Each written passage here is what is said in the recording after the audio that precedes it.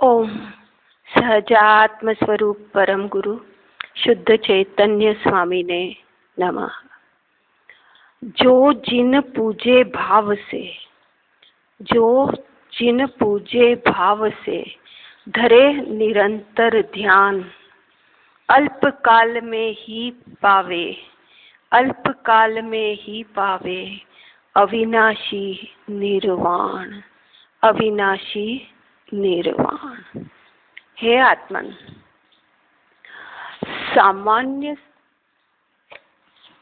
सामान्य स्वभाव का आश्रय होने पर जीवन भी सामान्य होने लगता है।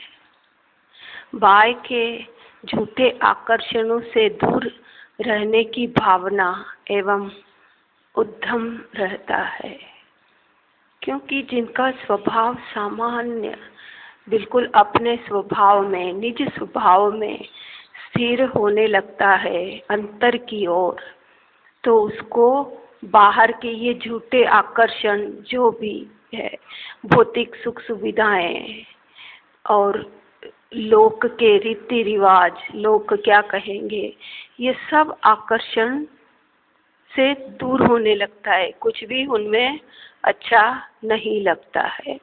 ज्ञानी की यही स्वाभाविक सहज सरलता उसकी विशेषता है।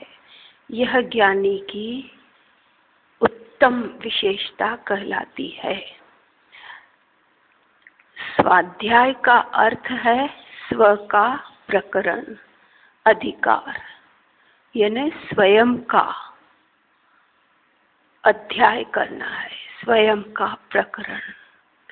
यही मेरा अधिकार है। और स्वाश्रय बिना मात्र ग्रंथों का अध्ययन परमार्थ स्वाध्याय नहीं है।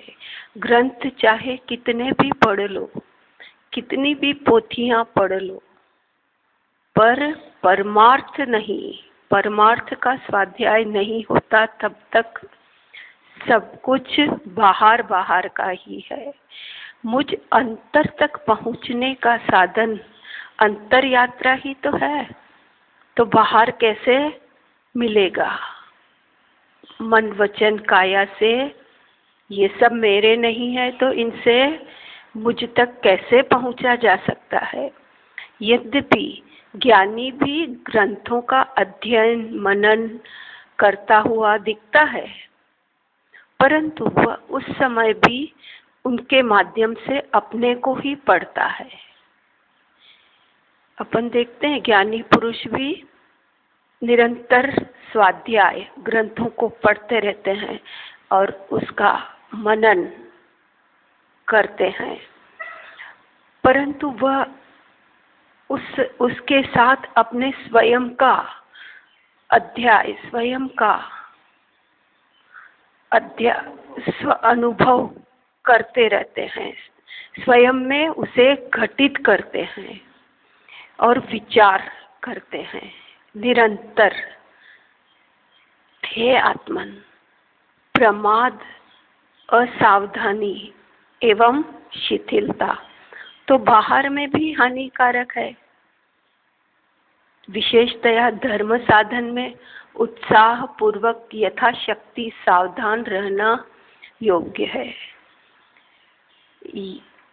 जो शिथिलता, असावधानी, ये तो भौतिक जगत में रहते हुए भी नुकसानदायक ही है ना। उसमें तो आलस्य हमारा सबसे बड़ा अहित करता है ना। अतः विशेषतया धर्म साधन में तो पूरा सावधान रहना योग्य है। धार्मिक क्रिया में सावधान सावधान रहना ही योग्य है। वीर प्रभु की संतान को कायरता या दीनता शोभा नहीं देती है। हम अपने को भगवान महावीर की संतान मानते हैं, उनका वंशज मानते हैं, तो हमें कायरता और दीनता, पामरता शोभा नहीं देती है। मैं भी उनके समान ही हूँ, उतनी ही प्रभुता, संपन्नता मुझ में भी है। बादलों की आड़ होने पर भी सूर्य तो ज्यों का त्यों है। तो हमारे कर्मों का आवरण आ रहा है, पर भीतर का सूर्य तो ज्यों का त्यों है। जैसे जैसे कर्म का आवरण हटता जाएगा, सूर्य का प्रकाश फैलता जाएगा। मात्र स्थूल दृष्टि से दिखाई नहीं देता, वो कभी इन आँखों से, 5 इंद्रियों से उसका अनुभव नहीं कर सकते हैं। उसी प्रकार रागादि की आड़ में शुद्धात्मा है। ये राग द्वेष जो बादल रूप से शुद्ध आत्मा के आड़े आ रहे हैं, पर उनके पीछे शुद्ध आत्मा ही है। तो इनको हटाकर जैसे जैसे हम भीतर प्रवेश करेंगे, अपने स्वयं का एहसास, मात्र होनापन महसूस करेंगे। परंतु भेद विज्ञान के अभाव में स्थूल यानी मोह दृष्टि से दिखता नहीं। उसके लिए भेद विज्ञान बहुत जरूरी है। फिर भी अंतर्दृष्टि से तुरंत अनुभूति में आने योग्य है।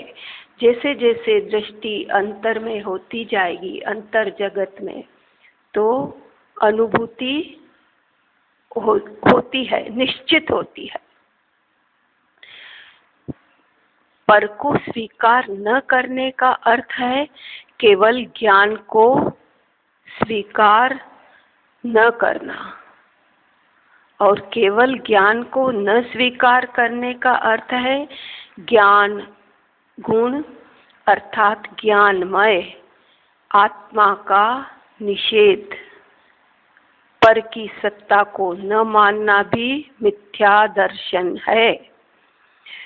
हम पर को स्वीकार नहीं करते। पर का भी ज्ञान जरूरी है, पर को स्वीकार न करना मतलब केवल ज्ञान को स्वीकार न करना।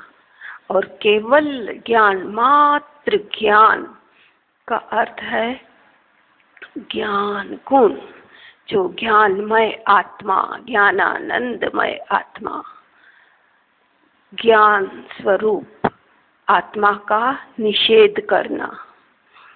पर की सत्ता को न मानना भी मिथ्या दर्शन है, तथा पर को अपने रूप मानना भी मिथ्या दर्शन है।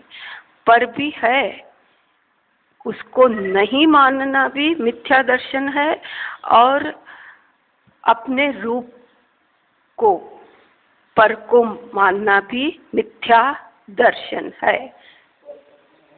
पर में है और मैं मुझ में हूँ, बस इसी भावना को बनाए रखना है। तत्व